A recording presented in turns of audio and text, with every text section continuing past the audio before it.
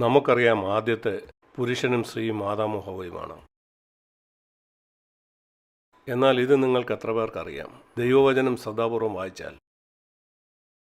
ഹവ്വ പാപം ചെയ്തതിന് ശേഷമാണ് അവളെ ഹവ്വ എന്ന് വിളിച്ചതായിട്ട് നാം വായിക്കുന്നത്. നിങ്ങൾ ഉൽപ്പത്തി പുസ്തകം 1ഉം 2ഉം വായിക്കുക. ഹവ്വ എന്ന പദം നിങ്ങൾ കാണുന്നില്ല. ആദാം എന്താണ് തൻ്റെ ഭാര്യയെ വിളിച്ചത്? നിങ്ങൾ ദൈവവചനം ശ്രദ്ധിച്ച് വായിച്ചിട്ടുണ്ടോ? അവൻ അവളെ വിളിച്ചത് സ്ത്രീയെ എന്നാണ്. ഞാൻ നിങ്ങളെ ഒരു കാര്യം കാണിക്കാം. ഉൽപ്പത്തി പുസ്തകം 2-ാം അധ്യായം. മനുഷ്യൻ്റെ അടുക്കൽ ദൈവം സ്ത്രീയെ കൊണ്ടുവന്നപ്പോൾ 22-ാം വാക്യം. ഉൽപ്പത്തി 2:22. 22-ാം വാക്യത്തിൽ ഇതിപ്പോൾ എൻ്റെ അസ്ഥിയിൽ നിന്ന് അസ്ഥിയും മാംസത്തിൽ നിന്ന് മാംസമാകയാൽ അവളെ നാരി എന്ന് പേരാവും. പിന്നെ അവിടെ പറയുന്ന മനുഷ്യനും അവൻ്റെ ഭാര്യയും, അതുപോലെ മനുഷ്യനും സ്ത്രീയും. അവിടെ പാമ്പ് അത് സ്ത്രീയോടാണ് സംസാരിക്കുന്നത്. 3-ാം അധ്യായം 2-ാം വാക്യം. 3-ാം അധ്യായം 4-ാം വാക്യത്തിൽ പാമ്പ് സ്ത്രീയോട് പറയുന്നു. 6-ാം വാക്യത്തിൽ സ്ത്രീയാണ് ആ ഫലം പറിച്ച് തിന്നുന്നത്. ഇതുപോലെ പറഞ്ഞു പോവുകയാണ്. 12-ാം വാക്യത്തിൽ ആദാം ദൈവത്തോട് പറഞ്ഞു, നീ തന്നിട്ടുള്ള സ്ത്രീ, അവിടെ എപ്പോഴും സ്ത്രീ സ്ത്രീ സ്ത്രീ എന്നാണ് പറയുന്നത്. എന്നാൽ അവൾ പാപം ചെയ്ത ശേഷം മുമ്പ് ദൈവം അവൾക്കൊരു പേര് നൽകിയിരുന്നു, സ്ത്രീ. അതിനുശേഷം അവൻ അവൾക്ക് മറ്റൊരു പേര് നൽകുന്നു. ആദാമാണ് അവൾക്ക് മറ്റൊരു പേര് നൽകുന്നത്. ഉൽപ്പത്തി 3:20. മനുഷ്യൻ തൻ്റെ ഭാര്യയ്ക്ക് ഹവ്വ എന്ന് പേരിട്ടു. അങ്ങനെ ആദ്യമായിട്ടാണ് ഹവ്വ എന്ന പേര് വചനത്തിൽ വരുന്നത്. എന്തുകൊണ്ട്? അതിന് കാരണം അവളൊരു അമ്മയായി. കാരണം അവളൊരു അമ്മയാകാൻ പോവുകയാണ്. അതുകൊണ്ടാണ് ഹവ്വ എന്ന് വിളിച്ചത്. ജീവനുള്ള എല്ലാവരുടെയും അമ്മയാണ് അവൾ.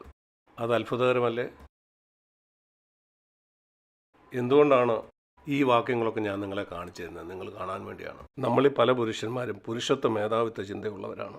നമ്മൾ ഈ വാക്യങ്ങൾ കാണാറേ ഇല്ല, ശരിയല്ലേ? ഞാനിപ്പോൾ നിങ്ങളെ കാണിച്ച ഈ കാര്യം നിങ്ങളിൽ എത്ര പേര് കണ്ടിട്ടുണ്ട്? നമ്മളീ പലരും പുരുഷ മേധാവിത്വം ഉള്ളവരായതുകൊണ്ട് ദൈവവചനത്തിലുള്ള സ്ത്രീകളെ നമ്മൾ കാണാൻ ആഗ്രഹിക്കുന്നില്ല. യേശു ഉയർത്തെഴുന്നതിന് ശേഷം അവനെ ആദ്യമായിട്ട് കണ്ടത് ഒരു സ്ത്രീയായിരുന്നു. മാനസാന്തരപ്പെട്ട വളരെ പാപിയായ ഒരു സ്ത്രീ, മഗ്ദലക്കാരി മറിയ. നിങ്ങളുടെ അമ്മമാരെ നിങ്ങൾ ബഹുമാനിക്കായിട്ട് പഠിക്കുക. അതുപോലെ നിങ്ങളുടെ ഭാര്യയെ. എൻ്റെ ഭാര്യ ഒന്നാമതൊരമ്മയാണ്. അവളാണ് 4 മക്കളെ വളർത്തിക്കൊണ്ട് വന്നത്. ദൈവവചനം പറയുന്നത് ദൈവത്തിൻ്റെ വഴികളിൽ നടക്കാത്ത മക്കളുള്ള ഒരു മനുഷ്യന് ഒരു സഭയിലെ മൂപ്പനായിരിക്കാൻ യോഗ്യതയില്ല. അവരെ ശരിയായിട്ട് വളർത്തിക്കൊണ്ട് വന്നില്ലെങ്കിൽ, അവർ മറ്റുള്ളവരെ ബഹുമാനിക്കുന്നില്ലെങ്കിൽ. എൻ്റെ ഈ 4 മക്കളെ മറ്റുള്ളവരെ ബഹുമാനിക്കാനായിട്ട് ആരാണ് പഠിപ്പിച്ചത്? അതുപോലെ അവരെ അനുസരണമുള്ളവരായിട്ട് വളർത്തിക്കൊണ്ട് അത് ഞാനായിരുന്നില്ല, അതെൻ്റെ ഭാര്യയായിരുന്നു. ഞാൻ ഒത്തിരി യാത്രകൾ ചെയ്യുമായിരുന്നു. ഒത്തിരി ഭർത്താക്കന്മാർ വീട്ടിൽ നിന്ന് ദൂരെ ആയിരിക്കാറുണ്ട്. ചിലപ്പോൾ ഞാനും അങ്ങനെയായിരുന്നു. സുവിശേഷം പ്രസംഗിക്കാനായിട്ട് 5-6 ആഴ്ച ദൂരെ ആയിരിക്കും. പണമുണ്ടാക്കാനല്ല. പണമുണ്ടാക്കാനായിട്ട് ഞാൻ യാത്ര ചെയ്തിട്ടില്ല. അതെപ്പോഴും സുവിശേഷം പറയാനായിരുന്നു. ചില സമയങ്ങളിൽ എൻ്റെ 3 മക്കളും, അന്ന് 3 പേരേ ഉള്ളൂ, എല്ലാവർക്കും ചിക്കൻ പോക്സ് വന്നു. അത് ഗുരുതരമായൊരു രോഗമാണ്. ശരീരം മുഴുവൻ കൊടുന്നു വീർക്കും. എന്നാൽ എൻ്റെ ഭാര്യ പെട്ടെന്ന് വരാനായിട്ട് ഒരിക്കലും എന്നെ വിളിച്ചില്ല. 3 കുഞ്ഞുങ്ങളും രോഗികളാണ്. അവളവരെ പരിപാലിച്ചു. ഞാൻ കർത്താവിനെ സേവിക്കാൻ പോയിരിക്കുകയാണെന്ന് അവൾക്കറിയാം. അവൾക്കറിയാമായിരുന്നു ഞാൻ മടങ്ങി വരാൻ ആഴ്ചകളെടുക്കുമെന്ന്. അവളവരെ പരിപാലിച്ചു.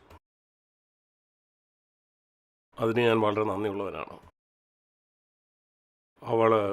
അവർക്ക് മാർഗനിർദ്ദേശം കൊടുത്തു. അതുപോലെ അവരോടൊപ്പം ഇരുന്ന് അവരുടെ ഹോംവർക്ക് ചെയ്യാൻ അവരെ സഹായിച്ചു.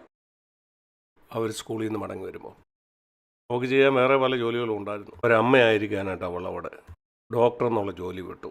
അതിന് ഞാൻ വളരെ നന്ദിയുള്ളവനാണ്. അവളുടെ ആദ്യത്തെ കുട്ടി ഉണ്ടായപ്പോൾ അവൾ ജോലി രാജിവെച്ചു.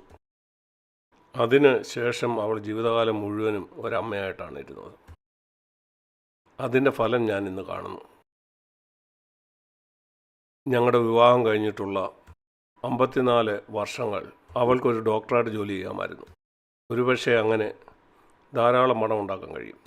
അല്ലെങ്കിൽ മറ്റേ വശത്ത് അവിടെ 4 മക്കൾ അവർ പൂർണ്ണ ഹൃദയത്തോടെ കർത്താവിനെ അനുഗമിക്കുന്നു.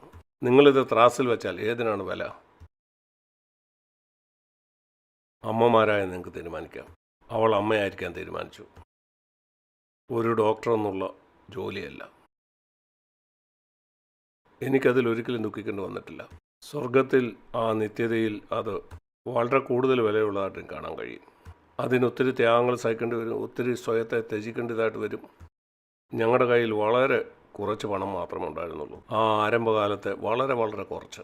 ആ അല്പം കൊണ്ട് ജീവിക്കാൻ അവൾ പഠിച്ചു. ആരംഭകാലത്ത് ഞങ്ങളുടെ കുഞ്ഞുങ്ങൾ ജനിച്ചപ്പം ഞങ്ങൾക്ക് പോയി പുതിയ വസ്ത്രങ്ങൾ ഞങ്ങളുടെ കുഞ്ഞുങ്ങൾക്ക് വേണ്ടി മേടിച്ചു കൊടുക്കാൻ കഴിഞ്ഞില്ല. അവളെ കീറിയ വസ്ത്രങ്ങളെടുത്ത് അത് തുന്നി കുഞ്ഞുങ്ങൾക്ക് വസ്ത്രങ്ങളുണ്ടാക്കി.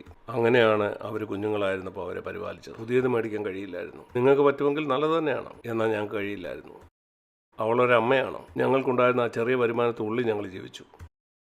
ഇപ്രകാരമുള്ള ഒരു ഭാര്യയ്ക്കായിട്ടും അമ്മയ്ക്കായിട്ടും ഞാൻ ദൈവത്തിന് നന്ദി പറയുന്നു. ഇങ്ങനെയുള്ള എല്ലാ കാര്യങ്ങളിലും പോയിച്ച് എൻ്റെ ഭാര്യയ്ക്ക് മാത്രം അവകാശപ്പെട്ടാണ്. എൻ്റെ കുഞ്ഞുങ്ങൾ നാശത്തിലേക്ക് പോയിരുന്നെങ്കിൽ എനിക്ക് ശുശ്രൂഷ ഉണ്ടാവില്ലായിരുന്നു. ഞാൻ പിന്നെ പ്രസംഗിക്കത്തില്ല. ഞാൻ കർത്താവിനോട് പറഞ്ഞു, എൻ്റെ കുഞ്ഞുങ്ങൾ നാശത്തിലേക്ക് പോയാൽ ഞാൻ പ്രസംഗിക്കില്ല. കാരണം ദൈവവചനം പറയുന്നു, വീട്ടിലുള്ള 4 മക്കളെ നോക്കാൻ കഴിയത്തില്ല, എന്താണ് പ്രസംഗിക്കുന്നത്? സഭയിലുള്ള 50 100 പേരോട് നിങ്ങളുടെ വായ അടച്ചു വെക്കുക. ഞാനും എൻ്റെ വായ തുറക്കത്തില്ലായിരുന്നു. എനിക്കറിയാം ഒത്തിരി പ്രസംഗകരുടെ കുഞ്ഞുങ്ങൾ പൂർണ്ണമായിട്ട് നാശത്തിലേക്ക് പോയി, എന്നിട്ടും അവർ പ്രസംഗിക്കുന്നു. അവർ വചനത്തോട് അനുസരണക്കേട് കാണിക്കട്ടെ. ഞാൻ തീരുമാനിച്ചു, ഞാൻ ഒരിക്കലും ദൈവവചനത്തോട് അനുസരണക്കേട് കാണിക്കില്ല. ഞാൻ കർത്താവിനോട് പറഞ്ഞു, എൻ്റെ കുഞ്ഞുങ്ങൾ നാശത്തിലേക്ക് പോയാൽ ഞാൻ പ്രസംഗിക്കുന്നത് അവസാനിപ്പിക്കും. കാരണം എൻ്റെ 4 മക്കളെ എനിക്ക് വളർത്താൻ കഴിയില്ലെങ്കിൽ മറ്റാളുകളോട് എനിക്ക് എന്ത് പ്രസംഗിക്കാൻ കഴിയും? സഭയിൽ എൻ്റെ കുഞ്ഞുങ്ങളുടെ സാക്ഷ്യം മോശമാണെങ്കിൽ എനിക്ക് ആരെയും ഒന്നും പഠിപ്പിക്കാൻ കഴിയില്ല. ഞാൻ പറയട്ടെ, ഒരു മനുഷ്യനും ഇത് ചെയ്യാൻ കഴിയില്ല. ഭാര്യ ഒരു നല്ല അമ്മയായിരിക്കുന്നില്ലെങ്കിൽ, അവൾ പണവും സുഖങ്ങളും ഒക്കെയാണ് അന്വേഷിക്കുന്നതെങ്കിൽ ചിന്തിച്ചു നോക്കുക. എൻ്റെ ഭാര്യ ചിന്തിക്കുകയാണ്, എനിക്ക് കൂടുതൽ സുഖസൗകര്യങ്ങളോടുകൂടെ ജീവിക്കണം. ഒരമ്മയായിരിക്കും അവൾ ത്യാഗങ്ങൾ സഹിക്കാനായിട്ട് വിസമ്മതിച്ചാൽ, സത്യസന്ധമായിട്ട് പറയട്ടെ, എനിക്കൊരു ശുശ്രൂഷ ഉണ്ടാവും ഞാൻ വിശ്വസിക്കുന്നില്ല. നാളുകൾക്ക് മുമ്പേ ഞാനത് വിട്ടുകളഞ്ഞാൽ. ഇതാണ് ഒരു ഭാര്യ നല്ല അമ്മയായിരിക്കുന്നതിൻ്റെ വില. എൻ്റെ അമ്മ മരിച്ചത് 90 വയസ്സ് പ്രായമുള്ളപ്പോഴാണ്. ഇതുപോലെ എൻ്റെ അമ്മ എന്നെ വളർത്തിക്കൊണ്ട് വന്ന വിധത്തെ ഓർത്ത് ഞാൻ നന്ദി കരയറ്റുന്നു. എന്നെ കരുതിയ വിധങ്ങളെ ഓർത്ത് ഞാൻ എൻ്റെ അമ്മയോടും നന്ദിയുള്ളവനാണ്. എൻ്റെ അമ്മ വീണ്ടും ജനിച്ചായിരുന്നു, എന്നാൽ എൻ്റെ ബാല്യകാലത്ത് എന്നെ വചനം പഠിപ്പിക്കുകയൊന്നും ചെയ്തിട്ടില്ല. എനിക്ക് 15 വയസ്സുള്ളപ്പോൾ ഞാൻ നേവിയിൽ ചേരാനായിട്ട് വീട് വിട്ട് പുറത്തേക്ക് പോയി. ഞാൻ ആ നേവി ജോലി ചെയ്തപ്പം കർത്താവ് എന്നെ രക്ഷിച്ചു. ഞാൻ അതിനുശേഷമാണ് ഞാൻ ദൈവവചനം മിക്കവാറും എല്ലാം പഠിച്ചത്. എന്നാൽ ഒരു കാര്യം എൻ്റെ അമ്മ എനിക്ക് വേണ്ടി ചെയ്തു.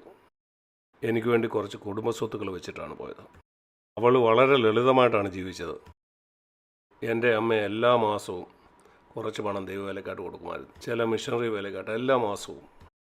എൻ്റെ അമ്മയുടെ ഓർമ്മശക്തി ക്ഷയിച്ചു വന്നപ്പം പോലും ഇന്ത്യയിലുള്ള മിഷണറി പ്രവർത്തനത്തിനായിട്ട് പണം അയക്കുമായിരുന്നു. അവൾ വളരെ ലളിതമായി ജീവിച്ച് അല്പാൽപ്പം പണം സ്വരൂപിച്ചു. എനിക്ക് അല്പം സമ്പാദ്യം ബാക്കി വെച്ചു. ഞങ്ങൾ 3 പേരായിരുന്നു. 3-1 എനിക്കും കിട്ടി. അത് ഞങ്ങളെ വളരെയധികം സഹായിച്ചു. ഞങ്ങളുടെ ഞെരുക്കത്തിൽ എന്നെയും എൻ്റെ ഭാര്യയെയും ഞങ്ങൾക്കൊരു വലിയ സഹായമായിരുന്നു. കാരണം ഞങ്ങൾ തീരുമാനിച്ചിരുന്നു, സഭയിൽ നിന്ന് 1 പൈസ പോലും ശമ്പളം മേടിക്കില്ല. ഞങ്ങൾ ആരെയും ആശ്രയിക്കത്തില്ല, അതുപോലെ ആരോടും പണം ചോദിക്കത്തില്ല. അതുകൊണ്ട് ഈ പണം ഞങ്ങൾക്ക് ഈ ജീവിതകാലം മുഴുവനും ഞങ്ങൾക്കൊരു വലിയ സഹായമായിരുന്നു. ഞങ്ങളുടെ കുഞ്ഞുങ്ങളെ പഠിപ്പിക്കുന്ന കാര്യത്തിലും ഒത്തിരി പണമില്ല, ഞങ്ങൾ ലളിതമായിട്ട് ജീവിച്ചു. ഒരു കാറിന് പകരം ഞങ്ങളൊരു സ്കൂട്ടർ ഓടിച്ച് ജീവിച്ചു. കാർ മേടിക്കാൻ ഞാൻ കഴിയില്ലായിരുന്നു. എന്നാൽ ആ പണം എൻ്റെ അമ്മ തന്നതാണ്. എൻ്റെ അമ്മയോട് എനിക്ക് വളരെ നന്ദിയുണ്ട്. ഒരമ്മയായ എൻ്റെ ഭാര്യയോടും എനിക്ക് വളരെ നന്ദിയുണ്ട്. എൻ്റെ പ്രിയ സഹോദരന്മാരെ, ഞാനിതൊക്കെ പറഞ്ഞത് നിങ്ങളുടെ ഭാര്യമാരെ ബഹുമാനിക്കാനായിട്ട് പഠിക്കുക. ഒരമ്മയുടെ സ്ഥാനത്ത് അവർ ചെയ്ത ത്യാഗങ്ങളെ നിങ്ങളെല്ലാം ദൈവം അനുഗ്രഹിക്കട്ടെ.